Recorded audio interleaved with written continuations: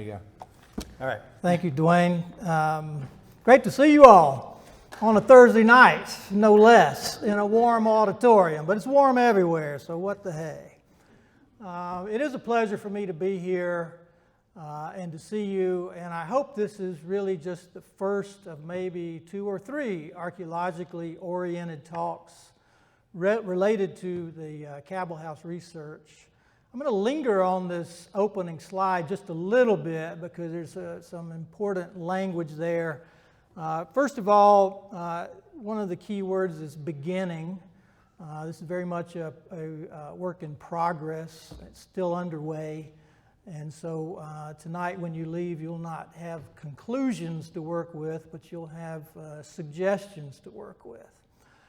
The other thing that's really important is that every fall I teach a course in what's called historical archaeology, and I'll tell you a little bit more about that later. But whenever I do teach that course, I try to identify a project that the students adopt for their course project. And so this fall's class has been undertaking really the study of the Cabell House, the initial study of it. So most of what I have to say to you is really reflective of the good work of these JMU students in this class. All right.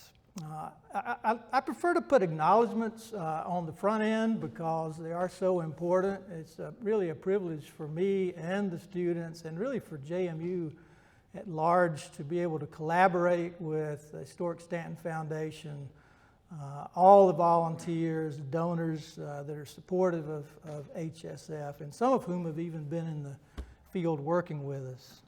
I've already mentioned the students. There are a couple of other folks that I've really had the pleasure of working with.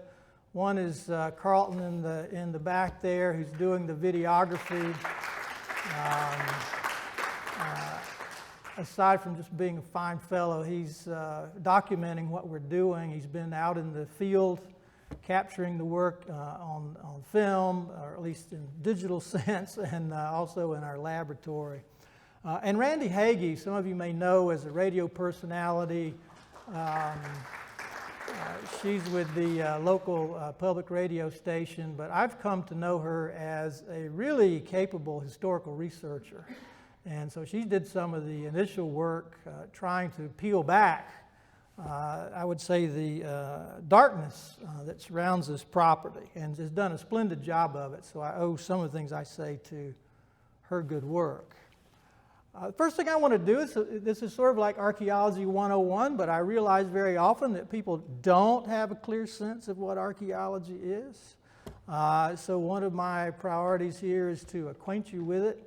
And it'll give, I think, put what I'm going to talk about later in some reasonable context. We archaeologists are anthropologists. Many people don't know that. If you get a degree in archaeology or pursue it in this country, you're an anthropologist. And anthropology is the study of people, and that's really ultimately our objective. I mean, a lot of people have this mistaken impression that we're all about things. We want to find cool things that would populate a museum case or something like that. That's not at all what we're interested in. In fact, the way we look at these things, they're necessary and important, but they're really a bridge to people. And there's a famous sort of adage in archaeology that goes something like that. It's not what you find. It's not what you find, but it's what you find out. It means what you find out about the people that were responsible for these artifacts. It is a scientific process. We pursue it as using the scientific method in the classic sense. Data hypothesis formulation, hypothesis testing, data collection, and everything else. So that's in the backdrop of our work.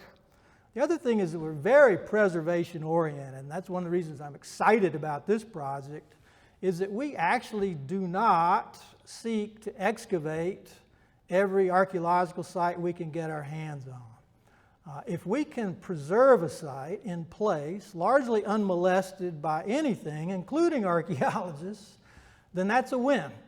And so the level of work that we undertake is really guided by the questions. So good archaeology begins with good questions, and we don't excavate or recover any more than is necessary to answer those basic questions.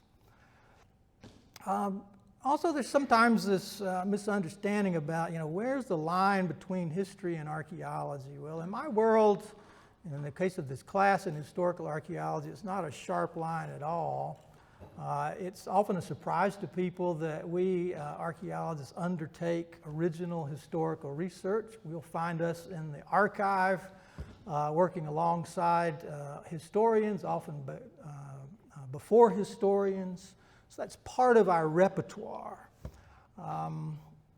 We have a uniquely long perspective on time. Now, in the case of the Cabell House, it's not so ancient, but relative to history itself in the general sense, we have a perspective that far exceeds the reach of history.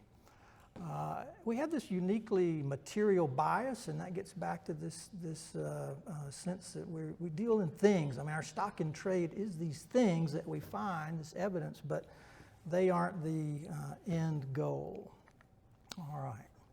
So the question really is, what in the world is a bunch of archaeologists doing crawling around that property? HSF, I think, has a very well-deserved reputation with a focus on the built environment, standing structures that are historical in nature, and they seek to preserve these buildings. Well, archaeology can help put some of those structures into this wider context and tell us about the people that inhabited the structures. It's one thing to study the building and preserve it. It's another thing to try and understand the folks who occupied it.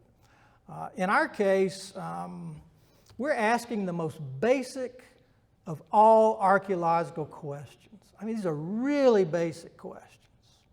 And the one I didn't put up there, to be truthful, that I should really start with, in my mind, we had the invitation to do archaeology. The question was, is it even worthwhile? Is it even worthwhile? And that's where we are right now. That's where we are. We're trying to answer that question. There's a possibility. Not likely at this point, but there's a possibility we may conclude that, you know what, archaeology has very little to offer in this case. Sometimes it does, and sometimes it doesn't for a host of reasons. All right, but let's assume that the archaeology has potential to contribute. One of the first questions we want to ask is, how is the space around the house utilized? Now, the Historic Stanton Foundation, the architectural historians and the historians are going to focus on that building, justifiably so, but I'm not interested in the building as much as I am the property that it sits on. Because out there in that property, surrounding that structure, is a world of evidence that was left by the many generations that occupied that house. And we want to know, how did they use that yard? How did the ways that they use that yard change over time? And so that's the first question, space. Another, and this is really the holy grail, I mean, this is like the ultimate question, can we reconstruct a sense of the day in the life of a Cabell at any point in time? Is that possible? The answer is yes, it is possible.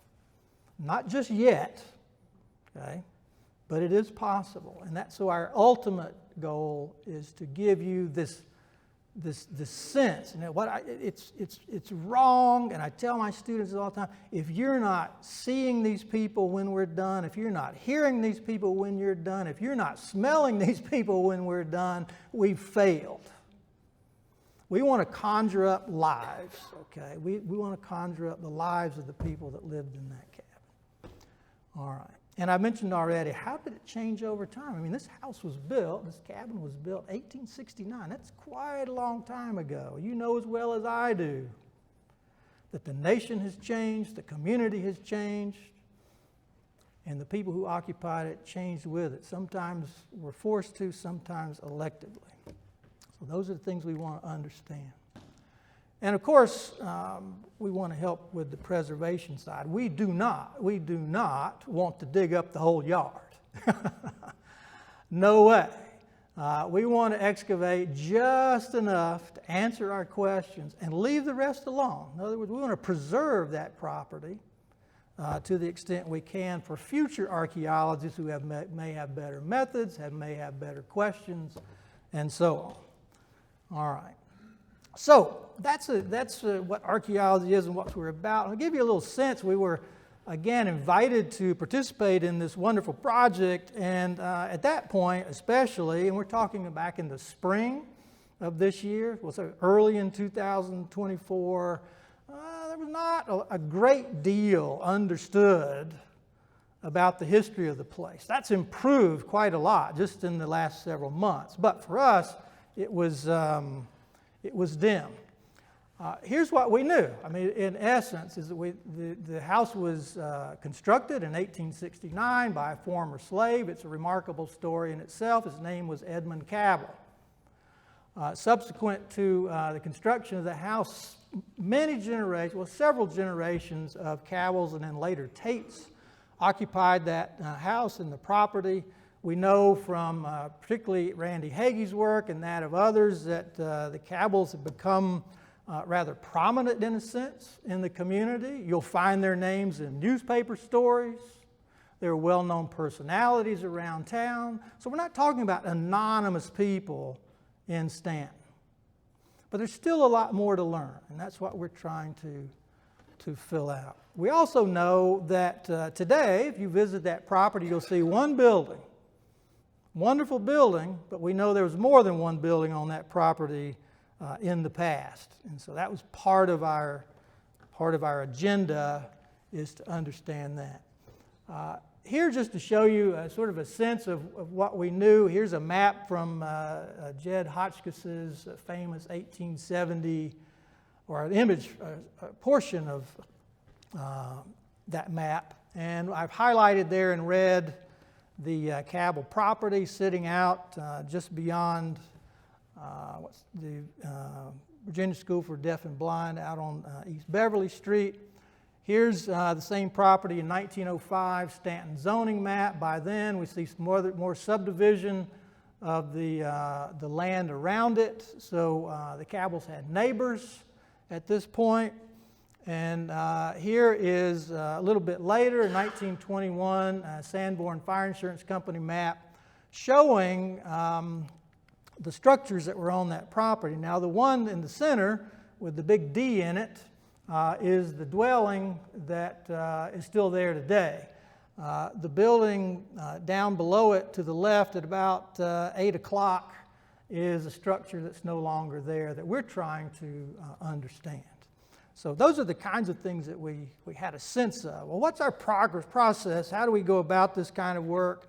Well, what we do is, as I mentioned, ask the right questions. We do our own historical research. We consume the research that others have done to try and give ourselves a strongest starting point as possible. One of the things that we've done is scour every conceivable source for maps and images. And here's one, it's a 1954 aerial photograph that shows the house there.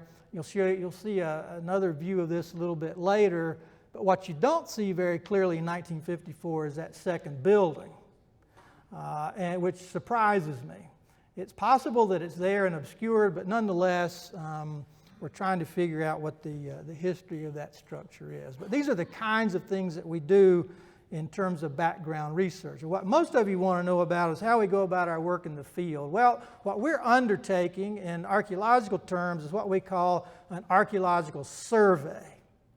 It's a survey. It's a first cut at it. Okay? We're not trying to do everything this time. We just want to get our arms around the site. It's kind of like the proverbial blind man and the elephant.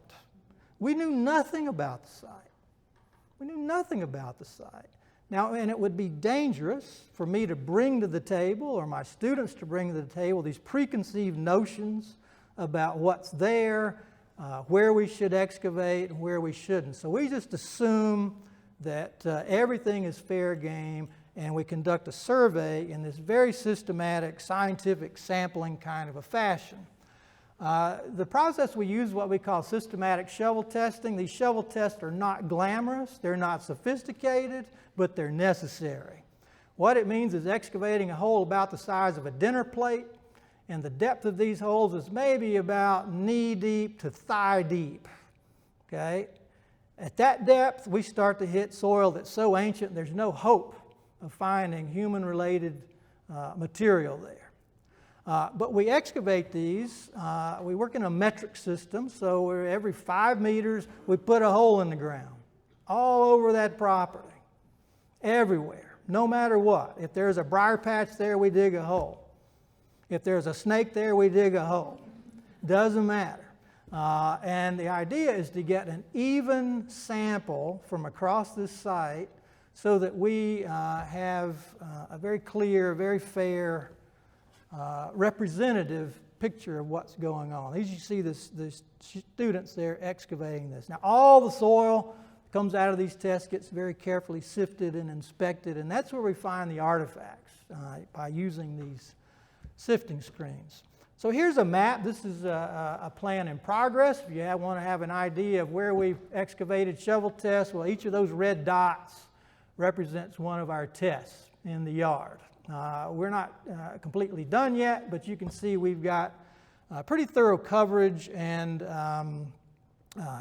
the results from those tests will be the basis of what I share with you tonight. And you see blocked off in yellow there is the approximate location of that building, and if you walk out on that property with the eye of an archaeologist, it's immediately clear that that's where that building was.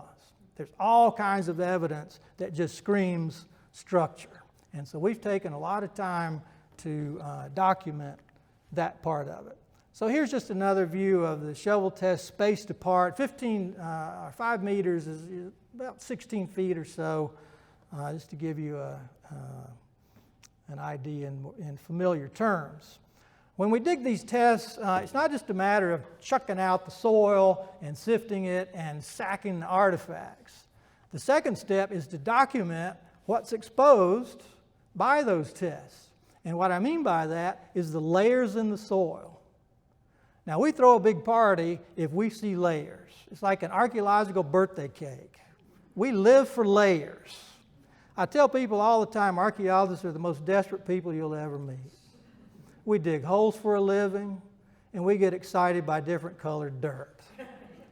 And that's pretty much the size of it. But each of the layers that you see recorded in these forms are very carefully documented. Each one is like a page in the story, or each one is like a chapter in the story.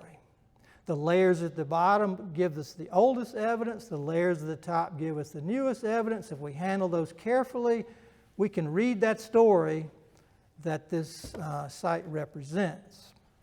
All right. We've also done, as I mentioned, this a building location. We've done what we call a controlled surface collection of all the evidence that's there. You see the students at work. Skylar Rogers is doing an independent study here, leading that, and that area was gridded off, and all the evidence that was there was documented with photographs, with these kinds of drawings, and then a sample of it was taken back to the laboratory for analysis. We've also done thorough mapping of the property. That too is underway.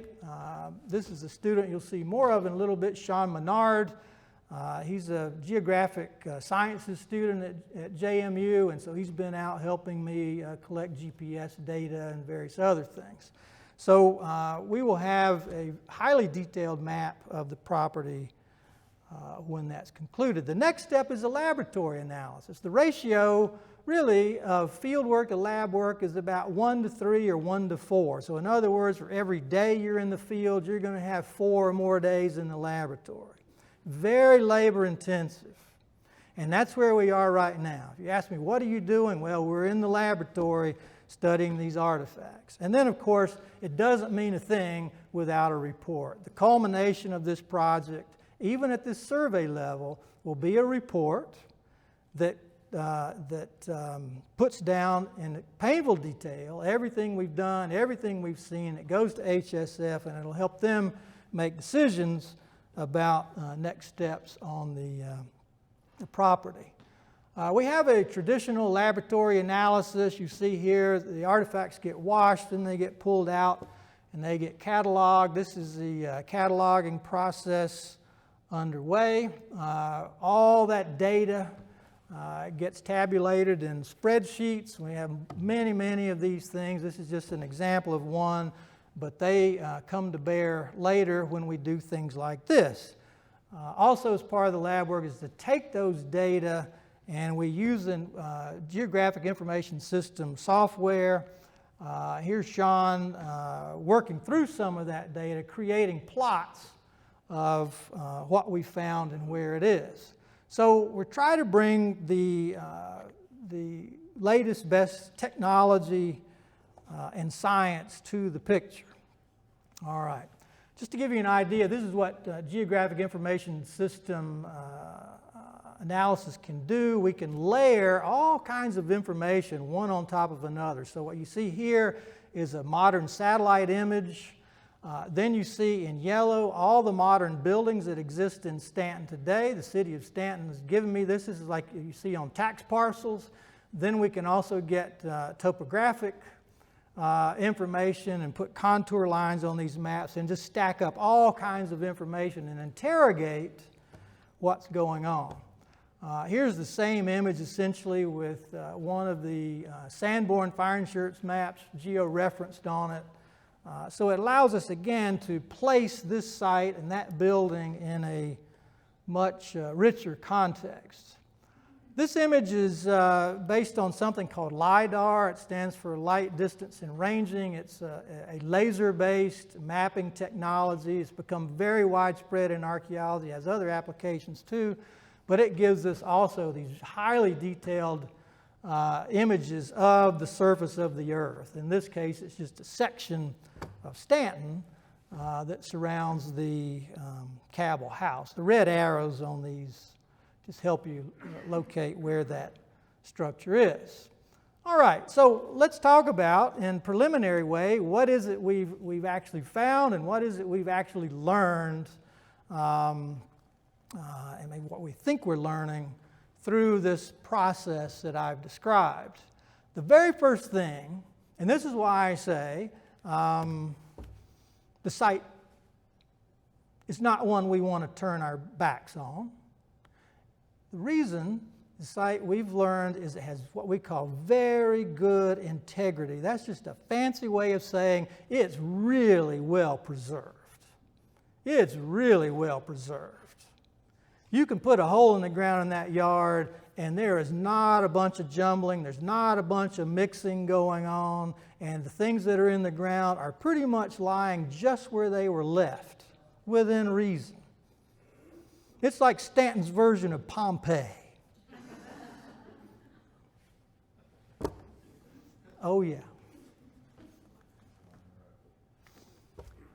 For example, one of the first things we did, this was back in the spring, this was our first try at it. We said, well, Frank said, well, we're going to do some archaeology. Yeah, let's do some archaeology. Well, let's just see, is there anything there? Well, pronto, we opened up this excavation around the front side of the house. One of the first things we found that was not apparent before is this really interesting flagstone paving. And it probably served a couple of purposes, but there was a pavement that fringed the house, probably for pedestrian, like a walkway, also to help with drainage and so on and so forth. So there are architectural features directly related to that house that are beneath the ground, not apparent today. So we can excavate within a few feet of the building and learn things about the structure itself, which is not always what we see. So it's a much more complicated architectural picture than you think it is. All right.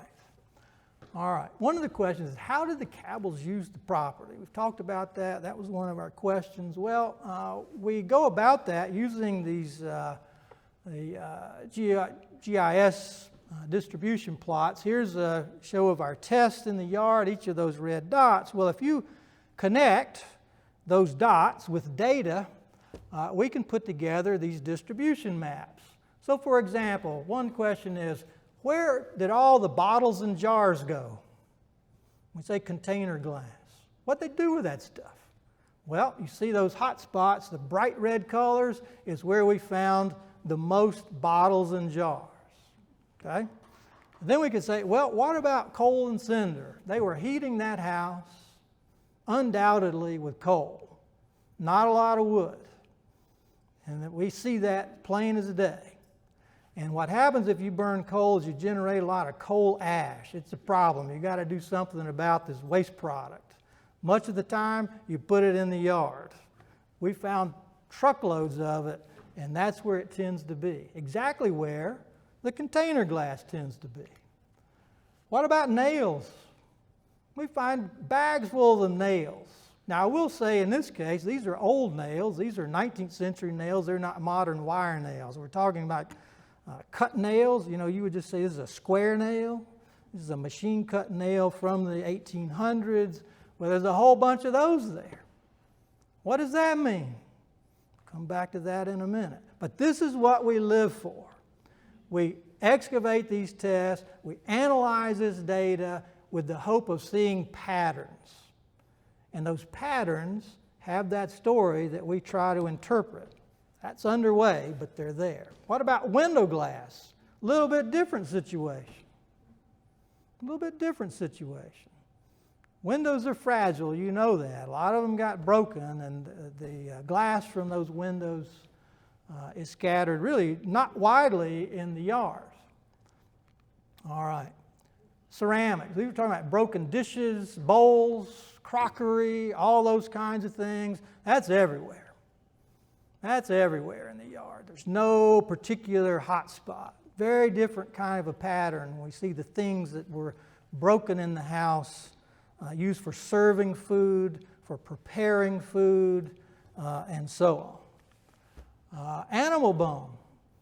One of the things from an archaeological standpoint, we're blessed by in the valley is that the soil here preserves bone pretty well. And so we find a good bit of it. Eventually what that will allow us to do is to reconstruct the menu. We will be able to tell you what was on the menu in the Cabell house at different slices of time. And just as an aside, the bones that we're finding are no big surprise. Guess what? Chickens,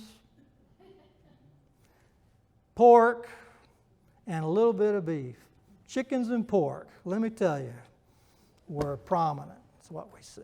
But you can see there's a little bit of a hot spot. That requires, to do that well, requires time, and it requires the involvement of specialists who help us with that. All right, so those are some of the emerging patterns that we see as we look at this evidence. What about that mystery building that we talked about that's not there anymore, is the one I'm referring to, this one there? Well, I'll talk to you a little bit more about it, but suffice it to say we've collected a lot of evidence. Our goal is to be able to tell you what that building looked like, number one.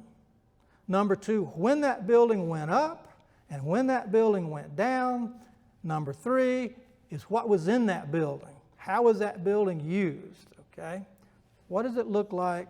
When was it built? When did it come apart? And how was it used? And we're hot on the trail of answering that question. So, right now, I put together this map. This is where, if you pushed me, and that's okay, you can push me, I would say this is what the use of that yard was in very general terms. So first of all, we see, I think, let me get my pointer. Doggone. There's a pointer here. Yeah. There seems to be a somewhat blank space archaeologically there we call a public yard. You remember the hot spots of all that stuff, nails included, particularly nails, particularly window glass. There was a building right there. I'm sure of it. We don't see it in any photographs, we don't see it in any maps, but the nails tell us it was a very early building and it might have gone up when the house went up. So that's one of the things we're learning. I also think, well, here's the building that is on the Sanborn Fire Insurance map. They might have coexisted at one time, we're not sure yet. I think there was another building here, and I'll show you why I think there was a building there in a minute.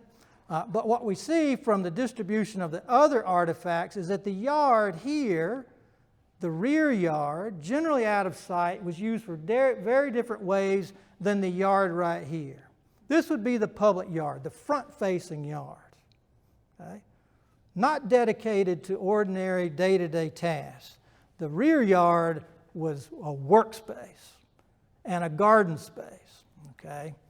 And then what we know over the property line, down the hill, in that gully, was used as a de facto disposal area and work area. There is a world of material down there that was generated by the Cabells and sort of basically thrown over the fence.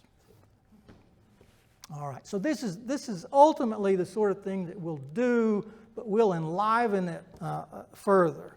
And what we'll do, I want to do, our goal is to produce maps like this at intervals of time, say every 50 years. Okay? How did that property change at 50-year swipes in terms of buildings and everything else? Here's this wonderful photograph that you see very often of the house, I think in 1880s. Is that correct, Frank? 1880, 1898, okay. What you see here is,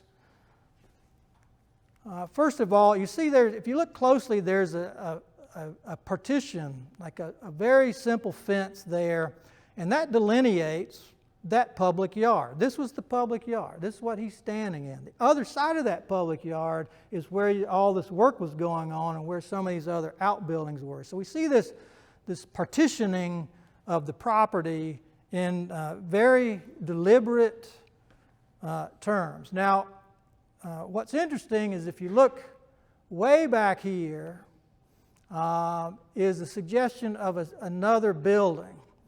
And so very close, it looks like, to the house. So that's one of the reasons that we think there might be a structure there. We're also finding archaeological evidence that is suggestive of that too.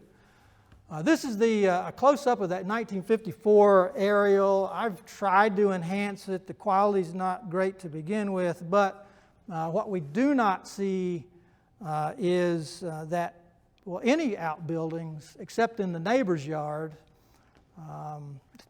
that there's an outbuilding. So a lot changed, and sometimes things changed rapidly. All right, well, let's look at the artifacts. People usually think of archaeology and artifacts. Well, I'm not going to disappoint you. We have that too.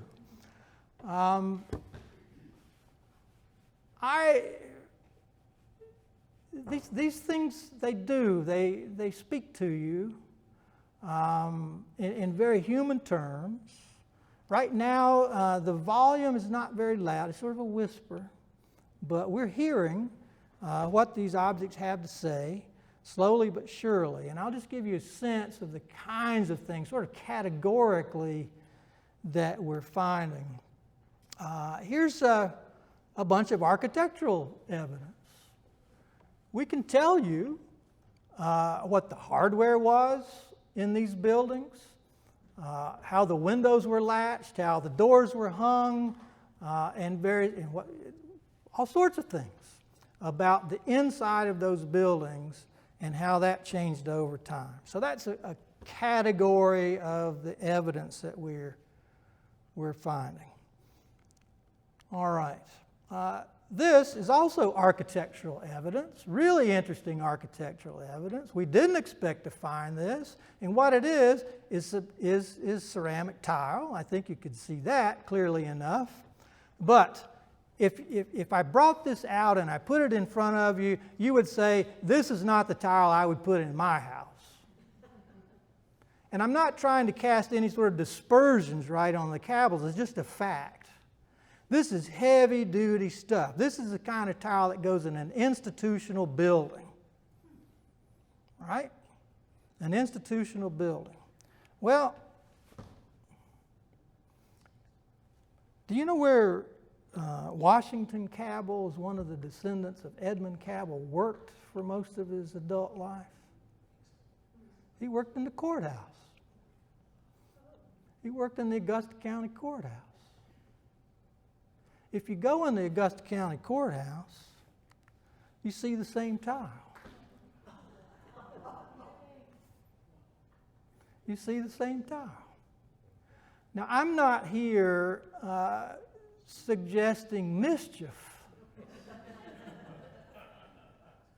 To the contrary, I think what this is, and the way we should engage with this information, is this was a resourceful man.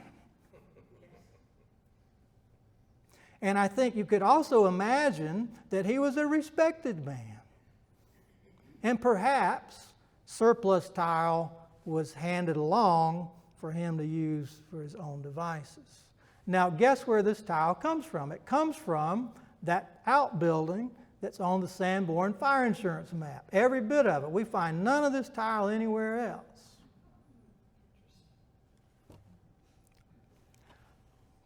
I'm going to back up. If you look on the right side of this image, what's that?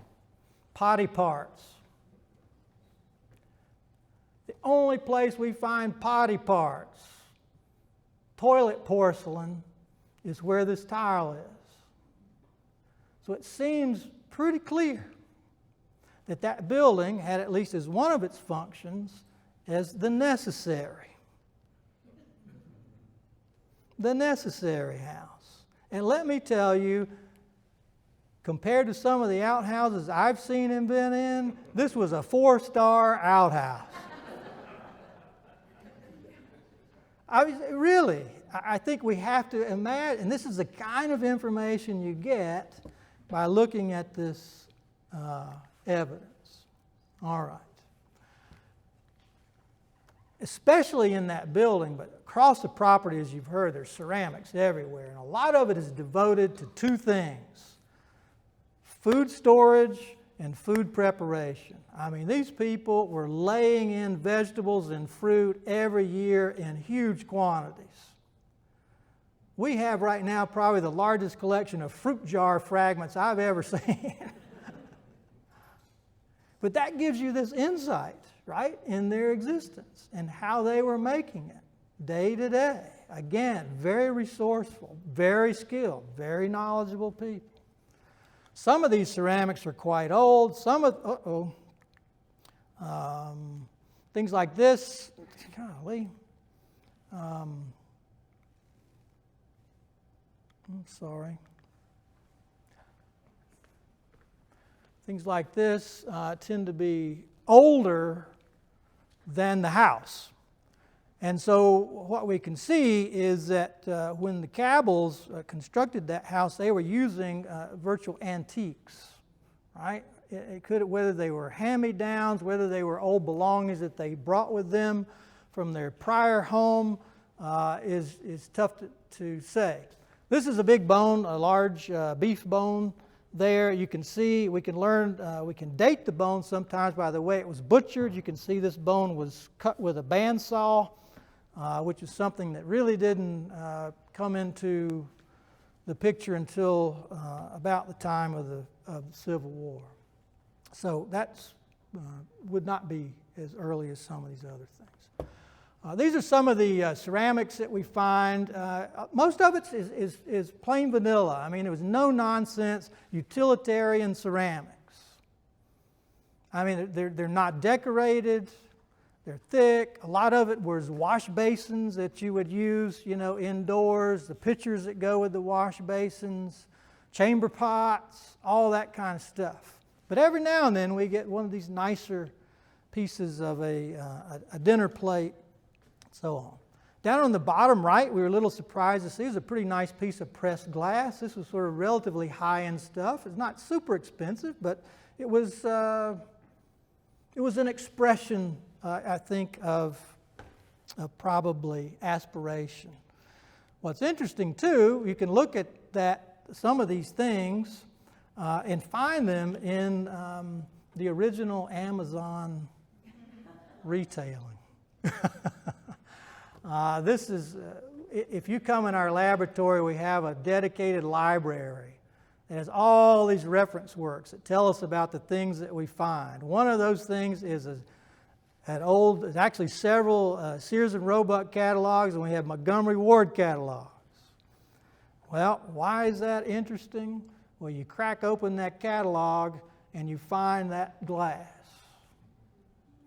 And it'll tell you how much it costs. It'll tell you, who was producing it and everything else. These folks were not just gardeners, and from a subsistence standpoint, they were maintaining, particularly probably that public yard, in a very, I think, tasteful kind of way. They were maintaining the property. We found all kinds of things related to, we'll call it pleasure garden. These are what we call personal items. These are the tiny little things that really relate to individuals. Those 3 buttons there in the middle are a very particular kind of button, but they're quite common from the 19th century. They're not 20th century buttons. They're from the 1800s. They're made of a ceramic material. On the right, in the upper right, is the face from, I think, probably a pocket watch or some sort of a timepiece like that. Then we have some sort of jewelry clasps on the one side, and at the bottom, anybody know what that thing on the bottom is? It's a collar button. That's right. It's a collar. It's not a stay, but it's a collar button. And these were very common, particularly in the 19th century, but also the early 20th century. And you can find those, the collars and the studs, in the Sears and Roebuck catalog from the. Here you see this one's 1905. So we can determine to a certain extent how the Cabells were presenting themselves, how they were grooming themselves on a day-to-day basis. What was their dress like? We found shoe parts, tell you what the shoes looked like, and so on. All right. Children. One of the most evocative things that we find are these kinds of objects that signify, the young folks that either visited that property or grew up in that property. The 2 things in the upper left are doll fragments. These are dolls some of you might be familiar with. They had kind of a quilted fabric body, but they would have a ceramic head and arms and legs. And so these are pieces from those kinds of dolls. These you can also find in the Sears catalog from the 1890s, for example. But they date even earlier than that. They would have probably been a pretty special thing. It would have been an indulgence, perhaps. But it signifies that the Cabells, even fairly early, had a certain degree of disposable income to invest in things like toys for children. And then marbles. The marble at the top, I think, is a homemade marble. Sometimes you get manufactured clay marbles, but they look different. All right. Just as another example, I talked about the shovel test and the layers within those tests. There's one right near the house that we found early on that had this beautiful stratigraphy in it, layer after layer after layer. And just above the bottom was a thin layer, very distinctly, of ash. At the time, I knew nothing about it. I said, but you know what? There was a hot fire here, and it was a wood fire. Not coal ash, wood ash. Very unusual. We didn't see that anywhere else on the property. Well, later, what I've learned is that the house caught fire. The house caught fire in 1920, I think. There was a fire in the rear kitchen section, and this is evidence of that blaze there. So even without later having some of the historical records, we could identify that there was an event like that at the time. So what does this all mean? How do we sum it up? Well, first of all, again, there is tremendous potential. I don't know yet where this is going to lead. This will be determined by the Historic Stanton Foundation. However, there is potential there. What we've seen is just a glimpse, and it's an insufficient glimpse to tell the full story of the Cabells. But if we were unleashed to continue this work with the right questions, I think we could provide all kinds of insights into the lives of those folks over time. What's really interesting to me is that the Shenandoah Valley is a dead zone in Virginia for archaeology. Just a fact. There's been very, very, very little archaeology in the Shenandoah Valley, particularly this part of the valley. Now, you hop over the mountain, another story. If you keep boogieing down I-64, another story, eastward. But as soon as you get here, not much. The focus of the archaeology at Monticello, the focus of the archaeology at Montpelier, the focus of the archaeology at Mount Vernon, the focus of the archaeology at Williamsburg is now and has been African Americans. It's the black story. That's waiting to happen here. It's waiting to happen here. And the reason that's important is the stories of those folks are not recorded as thoroughly, certainly not by themselves, in the public record. And it really is left to archaeology to reveal what we cannot read about. And so that to me is the most exciting objective of this project. I will say, the Cabells, I don't want to ignore the reality of their existence. I'm sure it was challenging and difficult for all the reasons we know. But by the same token, I think this is a family we should celebrate because they were doing the best they could, and I think doing remarkably well to prosper in the society, including Jim Crow society of the post-emancipation period. And we see that in the way they were equipping the house, functioning around that house, and so on. All right. So, getting about to the end. Where to from here? Well, we will write that report, and we will wait for HSF to decide what they want to do down the road. But regardless, we look forward to collaborating with this larger research team, which consists of people doing oral history, people doing historical research, people doing architectural history, and on and on. So it really is this very positive team effort. A lot of good synergy there. We will do our own analysis, but one of the things we haven't done is compare what we're finding here with other sites that are like it. There are other African American sites from the latter half of the 19th century.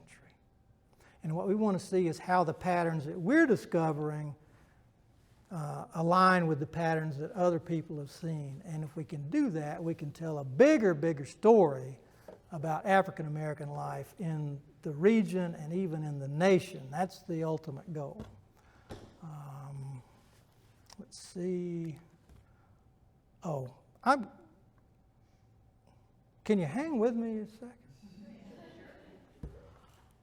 I look at that building. I don't do what Frank does. See, he's gonna. But I'm a pretender.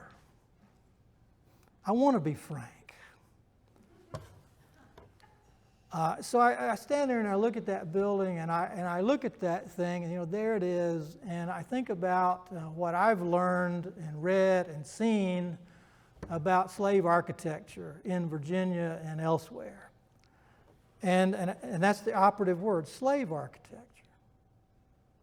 And if I scroll through images of other buildings that were purpose-built to house slaves, this one is the same thing. That's in Tennessee at Andrew Jackson's plantation. Central chimney, log house, 2 openings. This is in Amelia County, central chimney, 2 bays essentially. This is down in Boditot. Same thing, the chimney's missing, but it would have been there in the center, log house, and on and on. So it's really interesting to me as we think through the story of this building is that what Edmund Cabell put up was essentially cut from the mold of a slave dwelling. And it's interesting to contemplate why that was. But that's what that building seems to be. Fundamentally. At any rate, thank you very much for your time tonight. I know it's warm in here, and I'll give you some relief. Yeah, any questions? Yes. Is there any evidence of livestock on the property? You know, that's a great question. I would say we think so, and it comes in the best form is. The best form of it is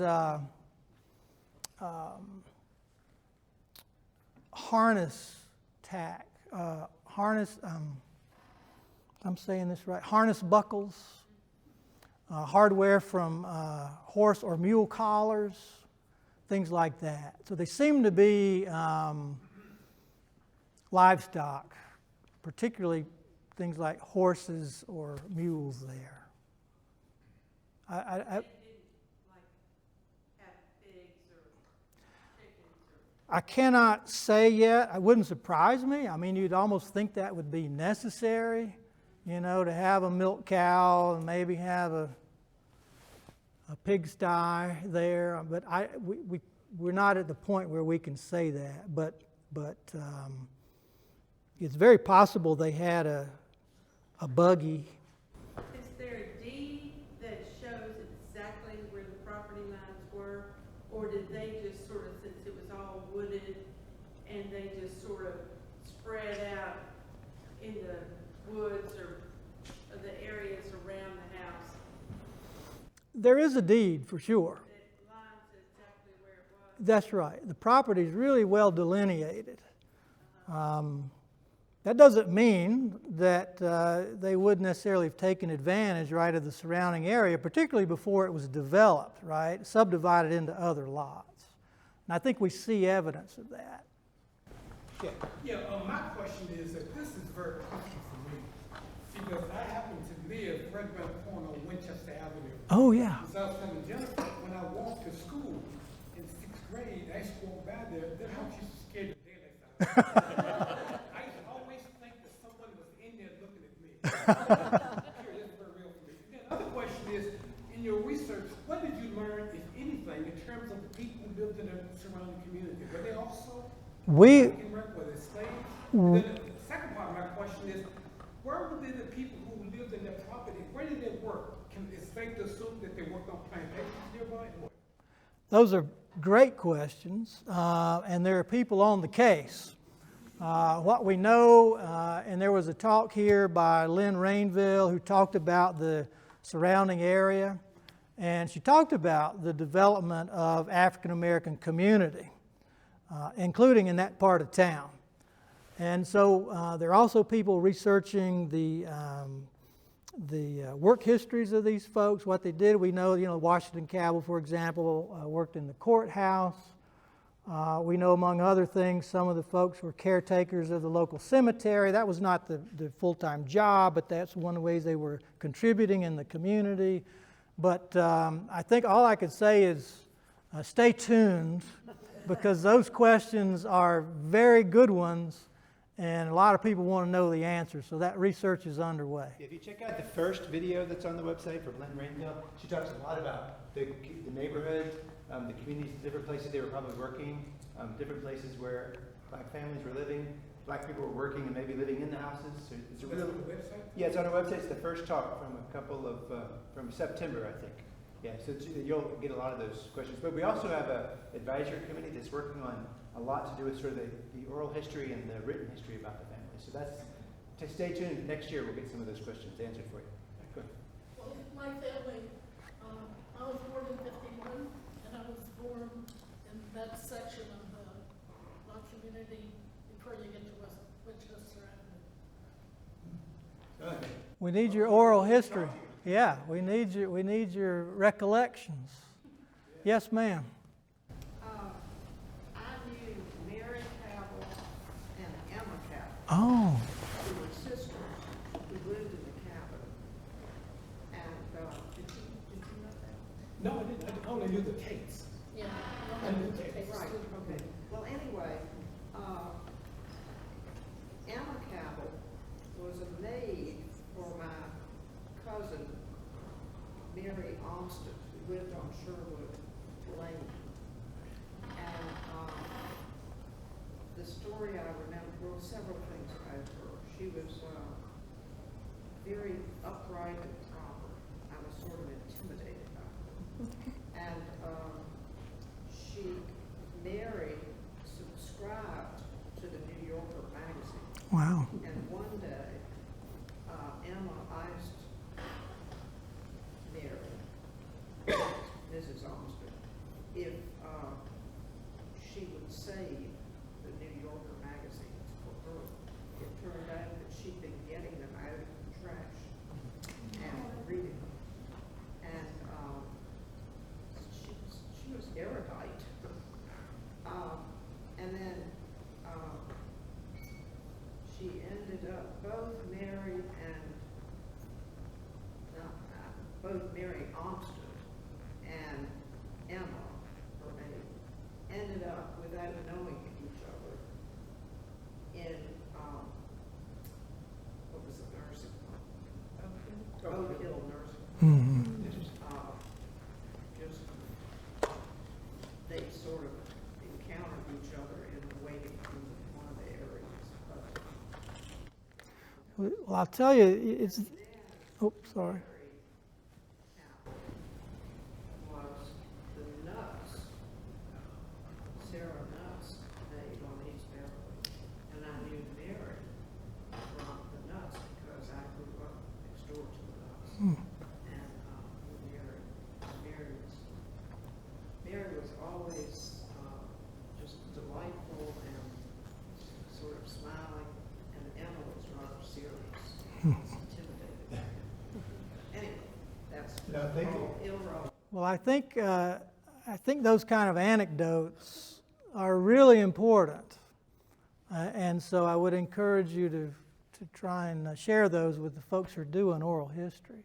Carter? Thinking of basic necessities, have you found any indications of a well or a cistern, or eventually, obviously, you're going on the plumbing that's coming down the street, you can see a 6-inch plumbing pipe. Found anything? That's one of the things that keeps me up at night. I mean, seriously, is where were they getting drinking water?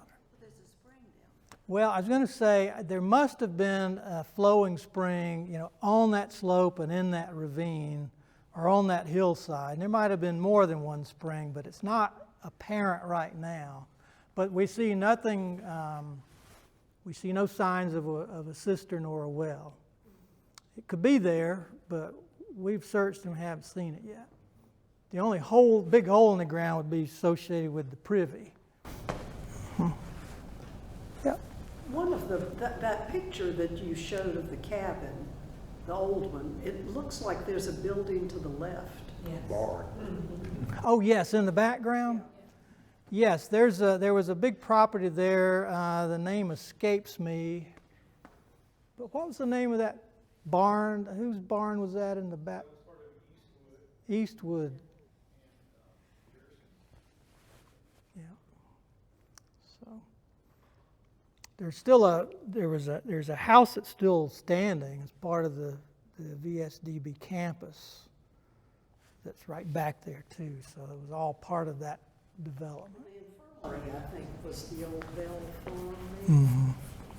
Yeah. Oh, Carter. All right. Thank you all very much. Appreciate it.